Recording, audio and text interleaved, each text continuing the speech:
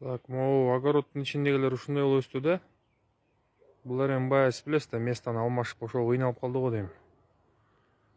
Анан 4 жыл жаткан аралаш ат менен уйдун богу жатыптыр 4 жыл.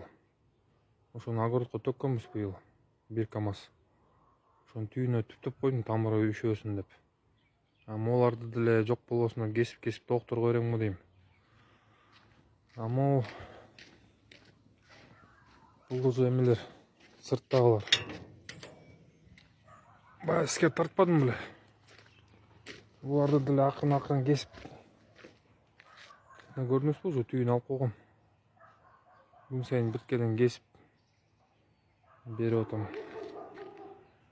Эми сиздегидей 6 метр жок эми булар бир. Забор 2 метр болсо 3 метр өстү го дейм булар. Ошо бунун түйүнү да кыктап койгом мен, тамыр үшүп кетпесин деп. Могу таштын астында да эме целлофан бар да үшүбөйт го дейм. Бер жагы болсо могу канча өстүптүр. Могу где-то 1,80 өстү, могу 2 метр өстүптүр. Бул где-то 2,30, жок 2,20, 2,10 ушундай өстү да. Бул сыртта эң кичкеи болуп атат что-то.